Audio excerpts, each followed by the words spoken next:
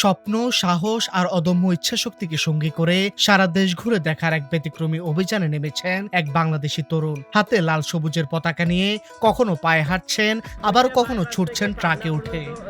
যতদূর চাই আর কি ভাই আমাকে হেল্প দিলেন। আমার পরিচয় দিয়ে আমি আলিমদার, আমার বাসা ঝিনাইদহ।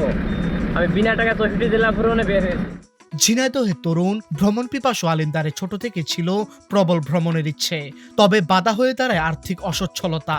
সেই অসচ্ছলতার বাধা পেরিয়ে এবার বিনা পয়সায় ৬৪ জেলা ভ্রমণে বেরিয়েছেন তিনি। আমার অনেক দিন থেকে ইচ্ছা আকাঙ্ক্ষা যে আমি টাকা ছাড়া ৬৪ জেলা ঘুরবো, কারণ আমার আমার একটা ডাকনাম আছে ভ্রমণ পিপাসু। তো আমি একটু পরিবার থেকে কোনো সাপোর্ট নাই, যার কারণে সিদ্ধান্ত নিলাম যে টাকা ছাড়া আমি ৬৪ জেলা ঘুরবো। গেল ২৮শে মার্চ চুয়াডাঙ্গা থেকে শুরু হয়েছে আলিমের এই ভ্রমণ যাত্রা। তার লক্ষ্য বাংলাদেশের ৬৪টি জেলা বিনা পয়সায় ভ্রমণ করা। তিনি চান বর্তমান প্রজন্ম মোবাইল আসক্তি থেকে বের হয়ে বাস্তব জীবনের সৌন্দর্য উপভোগ করুক।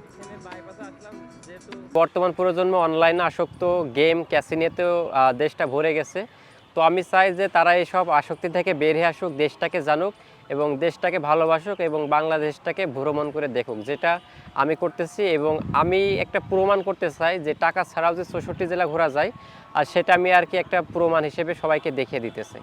ঝিনাইদহ সদর উপজেলার মধুহাটি ইউনিয়নের নূরবক্স সর্দারের ছেলে আলিমদার কোটচাঁদপুর সরকারি খন্দকার মোশাররফ হোসেন কলেজের ইতিহাস বিভাগের ৪র্থ বর্ষের ছাত্র। তিনি ইতিমধ্যে ভ্রমণ করে ফেলেছেন দেশের ১৮টি জেলা।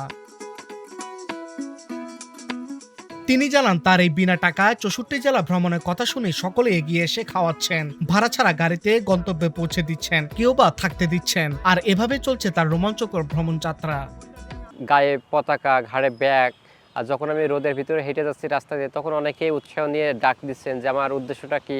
যখন আমি বিস্তারিত বলতেছি, তখন তারা আর কি আমাকে খাবারের জন্য অফার করতেছেন, ডাব, পানি, কেক, কলা, মানে এক কথায় সব কিছুই আর কি।